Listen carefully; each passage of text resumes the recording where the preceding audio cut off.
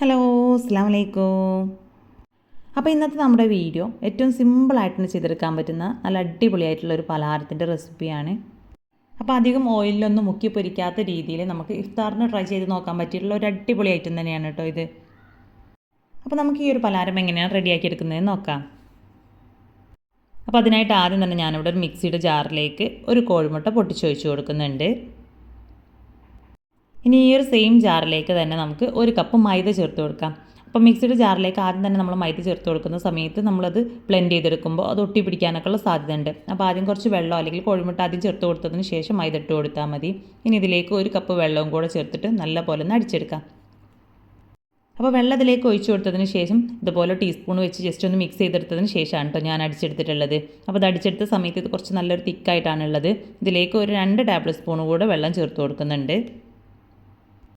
അപ്പോൾ നമ്മുടെ ഈ ഒരു ബാറ്റർ ഒരുപാട് തിക്കാവാനും പാടില്ല, ഒരുപാട് ലൂസായി പോകാനും പാടില്ല കേട്ടോ. ഒരു കറക്റ്റ് കൺസിസ്റ്റൻസിയിലാണ് കിട്ടേണ്ടത്.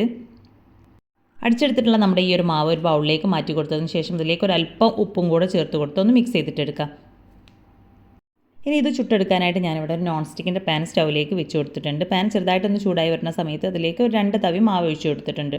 അപ്പോൾ പാനിൻ്റെ വലുപ്പത്തിനനുസരിച്ച് നിങ്ങൾക്ക് മാവ് ഒഴിച്ച് കൊടുക്കാം കേട്ടോ. അപ്പോൾ കുറച്ചധികം വലുപ്പത്തിലുള്ള പാനൊക്കെ ആണെന്നുണ്ടെങ്കിൽ ഒരു 3-4 തവി മാവ് ഒഴിച്ച് കൊടുക്കേണ്ടി വരും. ചെറിയ പാനാണെന്നുണ്ടെങ്കിൽ 1.5 തവിയൊക്കെ മാവ് ഒഴിച്ച് കൊടുത്താൽ മതി.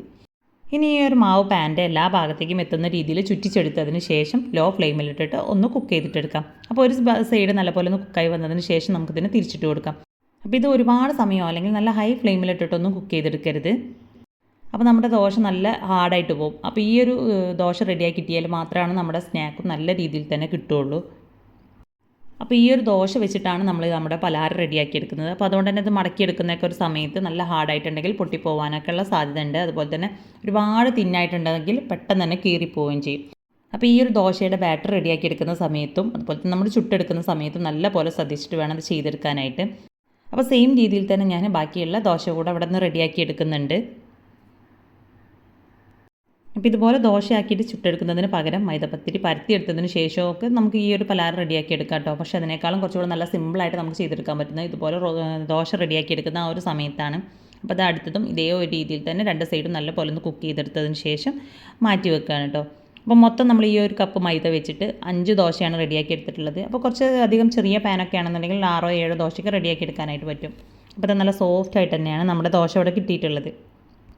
ഇനി അടുത്തതായിട്ട് ഇതിലേക്ക് കുറച്ച് വെജിറ്റബിൾസാണ് വേണ്ടത്. അപ്പോൾ ഞാനിവിടെ കുറച്ച് ക്യാബേജും ക്യാരറ്റും ക്യാപ്സിക്കും ഉള്ളിയും ചെറുതായിട്ടൊന്ന് അരിഞ്ഞെടുത്തിട്ടുണ്ട്. അപ്പോൾ വെജിറ്റബിൾസൊക്കെ ഓരോരുത്തരുടെയും ഇഷ്ടത്തിനനുസരിച്ച് ചേർത്ത് കൊടുക്കാം. ഇനി അടുത്തതായിട്ട് ഞാൻ ഇതിലേക്ക് ചേർത്ത് കൊടുക്കുന്നത് മയോണൈസാണ്. അപ്പോൾ ഒരൊറ്റ മുട്ട വെച്ചിട്ടാണ് നമ്മളിവിടെ മയോണൈസ് റെഡിയാക്കി എടുത്തിട്ടുള്ളത്. അപ്പോൾ മയോണൈസ് കൂടെ ഇതിലേക്ക് ചേർത്ത് കൊടുത്തതിന് ശേഷം എല്ലാം കൂടെ നല്ല പോലെ ഒന്ന് മിക്സ് ചെയ്തിട്ടെടുക്കാം. അപ്പോൾ നമ്മളിതിലേക്ക് പച്ചമുളക് ചേർത്ത് കൊടുത്തിട്ടില്ല. അപ്പോൾ എരിവിനായിട്ട് പച്ചമുളക് ചേർത്ത് കൊടുക്കാൻ ഇഷ്ടമുള്ളവരാണെന്നുണ്ടെങ്കിൽ പച്ചമുളക് ചേർത്ത് കൊടുക്കുക കേട്ടോ. അപ്പോൾ ഞാനിതിലേക്ക് എരിവിന് വേണ്ടിയിട്ട് കുരുമുളക് പൊടിയാണ് ചേർത്ത് കൊടുത്തിട്ടുള്ളത്. അപ്പോൾ ഒരു 1.5 ടീസ്പൂൺ കുരുമുളക് പൊടി ഇതിലേക്ക് ചേർത്ത് കൊടുത്ത് നല്ലപോലെ ഒന്ന് മിക്സ് ചെയ്തിട്ടെടുക്കാം. പിന്നെ ഇതിലേക്ക് ആവശ്യത്തിനുള്ള ഉപ്പ് കൂടെ ചേർത്ത് കൊടുക്കണം. അപ്പോൾ ഒരു 1/2 ടീസ്പൂൺ ഉപ്പും കൂടെ ചേർത്ത് കൊടുത്ത് എല്ലാം കൂടെ നല്ല പോലെ മിക്സ് ചെയ്തെടുത്തതിന് ശേഷം നമുക്കിതിനുള്ളിലായിട്ട് ഫില്ലിങ് വെച്ച് കൊടുക്കാം. ഇനി നമ്മൾ നേരത്തെ റെഡിയാക്കി എടുത്തിട്ടുള്ള ഓരോ ദോശ എടുത്തിട്ട് അതിൻ്റെ ഒരു സൈഡിലായിട്ട് ഇതുപോലെ ഒന്ന് കട്ട് ചെയ്ത് കൊടുക്കാം. അപ്പോൾ അത് ഫുള്ളായിട്ട് ഇങ്ങനെ കട്ട് ചെയ്ത് കൊടുക്കരുത്. സെൻറ്ററിൽ നിന്ന് ഒരു ഭാഗത്തേക്ക് ഇതുപോലെ ഒന്ന് കട്ട് ചെയ്തെടുത്തതിന് ശേഷം നമ്മുടെ ദോശയുടെ സൈഡിലൊക്കെ ആയിട്ട് കുറച്ച് മൈദ ഗമ്മ് തേച്ച് കൊടുക്കാം. അപ്പോൾ 1 ടീസ്പൂൺ മൈദയിലേക്ക് കുറച്ച് വെള്ളം കൂടെ ചേർത്തിട്ടാണ് കേട്ടോ ഞാനിവിടെ ഈ ഒരു ഗമ്മ് റെഡിയാക്കി എടുത്തിട്ടുള്ളത്. ഇനി ഇത് എല്ലാ ഭാഗത്തേക്കും നല്ലപോലെ ഒന്ന് സ്പ്രെഡാക്കി കൊടുക്കണം. നമ്മളിത് ഫോൾഡ് ചെയ്തെടുക്കുന്ന സമയത്ത് ഒട്ടിപ്പിടിക്കാൻ വേണ്ടിയിട്ടാണ് കേട്ടോ ഇതുപോലെ ചെയ്തെടുക്കുന്നത്.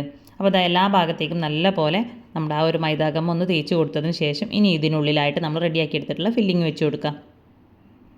അപ്പോൾ ഫില്ലിങ് വെച്ച് കൊടുക്കുന്ന സമയത്ത് നമ്മൾ ആ കട്ട് ചെയ്തിട്ടുള്ള ആ ഒരു ഭാഗത്തിന് 2 സൈഡിലും കുറച്ച് ഭാഗം ഒന്ന് വിട്ട് കൊടുത്തിട്ടാണ് കേട്ടോ ഫില്ലിങ് വെച്ച് കൊടുക്കേണ്ടത്. അപ്പോഴാണ് നമ്മൾ ഫോൾഡ് ചെയ്തെടുക്കുന്ന സമയത്ത് ആ ഒരു ഭാഗം കൂടെ കറക്റ്റായിട്ട് തന്നെ ഒട്ടി കിട്ടുകയുള്ളൂ.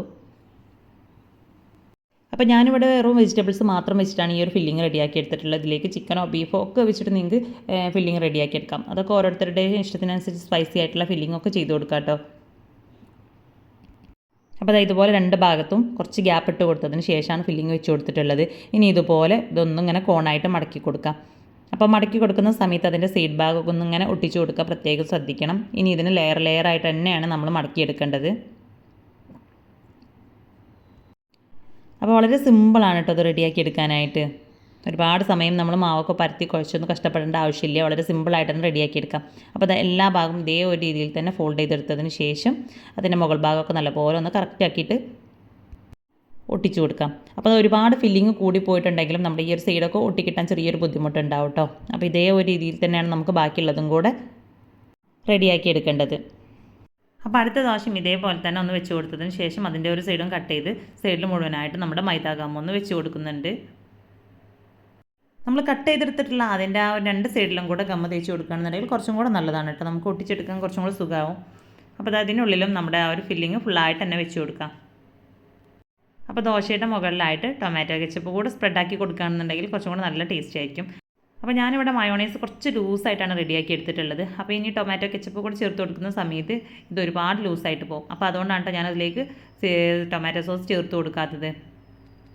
അപ്പോൾ ചേർത്ത് കൊടുക്കാൻ ഇഷ്ടമുള്ളവരാണെന്നുണ്ടെങ്കിൽ ടൊമാറ്റോ കെച്ചപ്പ് ചേർത്ത് കൊടുക്കാം. കുറച്ചുകൂടെ നല്ല ടേസ്റ്റാണ്. പക്ഷേ നമ്മുടെ ഈ ഒരു മയോണൈസ് കുറച്ചുകൂടെ തിക്കായിട്ട് തന്നെ ചെയ്തെടുക്കണം.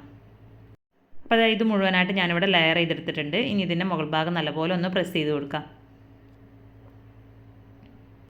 അപ്പോൾ വളരെ സിമ്പിളാണ് ഇത് റെഡിയാക്കി എടുക്കാനായിട്ട്. ഒരുപാട് സമയം ചിലവഴിക്കേണ്ട ആവശ്യമൊന്നുമില്ല. വളരെ കുറഞ്ഞ സമയത്തിൻ്റെ ഉള്ളിൽ തന്നെ റെഡിയാക്കി എടുക്കാനായിട്ട് പറ്റും. അപ്പോൾ ഞാനിവിടെ 5 സ്നാക്സാണ് റെഡിയാക്കി എടുത്തിട്ടുള്ളത്.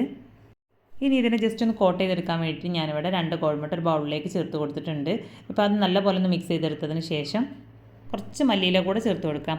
അപ്പോൾ നമ്മുടെ ഈ ഒരു പലഹാരം നമ്മുടെ കോഴിമുട്ടയിൽ കോട്ട് ചെയ്തെടുക്കണം നിർബന്ധമൊന്നുമില്ല കേട്ടോ. ഡയറക്റ്റായിട്ട് തന്നെ നമുക്ക് ആ റെഡിയാക്കി എടുത്ത് അതേ സ്റ്റേജിൽ തന്നെ കഴിക്കാവുന്നതാണ്. അപ്പോൾ കോഴിമുട്ടയിലും കൂടെ കോട്ട് ചെയ്തെടുക്കുകയാണെന്നുണ്ടെങ്കിൽ കുറച്ചും കൂടെ നല്ല ഒരു ടേസ്റ്റ് ആയിരിക്കും. അപ്പോൾ അതിന് കോഴിമുട്ടയിൽ മുക്കിയെടുക്കുന്നതുകൊണ്ട് തന്നെ പിന്നെ അതിനെ നമുക്ക് ചെറുതായിട്ടൊന്ന് ഷാലോ ഫ്രൈ ചെയ്തെടുക്കണം. അപ്പോൾ ഇതുപോലെ നമ്മുടെ പലഹാരം മുഴുവനായിട്ട് മുക്കിയെടുക്കാൻ ബുദ്ധിമുട്ടുള്ളവരാണെന്നുണ്ടെങ്കിൽ നമുക്കൊരു ഓയിൽ ബ്രഷ് യൂസ് ചെയ്തിട്ട് അതിന് മുകളിലായിട്ട് ഒന്ന് സ്പ്രെഡാക്കി കൊടുത്താൽ മതി. അപ്പോൾ നമ്മളിതിനെ കോഴിമുട്ടയിൽ മിക്സ് ചെയ്തെടുത്തുകൊണ്ട് തന്നെ അതിൻ്റെ പുറം ഭാഗം ജസ്റ്റ് ഒന്ന് ക്രിസ്പിയായി കിട്ടാൻ വേണ്ടിയിട്ട് മാത്രമാണ് ഇതുപോലെ ഷാലോ ഫ്രൈ ചെയ്തെടുക്കുന്നത്. അപ്പോൾ നോമ്പ് തുറക്കുന്ന ആ ഒരു സമയത്ത് കോയിലൊന്നും ഒട്ടും ഇഷ്ടമില്ലാത്തവരാണെന്നുണ്ടെങ്കിൽ നേരത്തെ നമ്മൾ റെഡിയാക്കി എടുത്ത് അതേ ഒരു സ്റ്റേജിൽ തന്നെ കഴിക്കാവുന്നതാണ്. അപ്പോൾ ഞാനിതിനെ ഒരു മീഡിയം ടു ഹൈ ഫ്ലെയിമിലിട്ടിട്ടാണ് കുക്ക് ചെയ്തെടുക്കുന്നത്. കാരണം നമ്മുടെ ദോശയ്ക്ക് ഓൾറെഡി കുക്കായതാണ്. പിന്നെ അതിനുള്ളിലെ വെജിറ്റബിൾസ് നമുക്ക് ഫുള്ളായിട്ട് തന്നെ കുക്കായി വരേണ്ട ആവശ്യമൊന്നുമില്ല. പുറം ഭാഗം മാത്രം ജസ്റ്റ് ഒന്ന് ക്രിസ്പി ആയിട്ട് കിട്ടിയാൽ മതി, അല്ലെങ്കിൽ ജസ്റ്റ് ഒന്ന് കളർ മാറി കിട്ടിയാൽ മതി. അപ്പോൾ അതിന് വേണ്ടിയിട്ട് മാത്രമാണ് നമ്മളിതിവിടെ ഇതുപോലെ ചെയ്തെടുക്കുന്നത്. അപ്പോൾ അതുകൊണ്ട് തന്നെ ഹൈ ഫ്ലെയിമിലിട്ടിട്ട് ചെയ്തെടുത്താൽ മതി.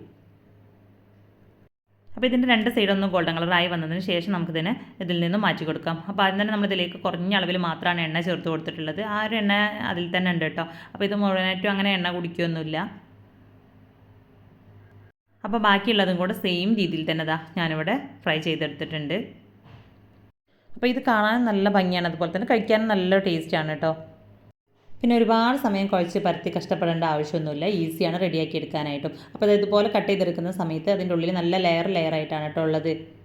അപ്പോൾ സിമ്പിളായിട്ട് റെഡിയാക്കി എടുക്കാൻ പറ്റുന്ന ഈ ഒരു ഇഫ്താർ സ്നാക്കിൻ്റെ വീഡിയോ ഇഷ്ടമായിട്ടുണ്ടെങ്കിൽ ലൈക്ക് ചെയ്യുക. അതുപോലെ തന്നെ നിങ്ങളുടെ ഫ്രണ്ട്സിലേക്കും ഫാമിലിയിലേക്കും ഒക്കെ ഒന്ന് ഷെയർ ചെയ്ത് കൊടുക്കുക കേട്ടോ.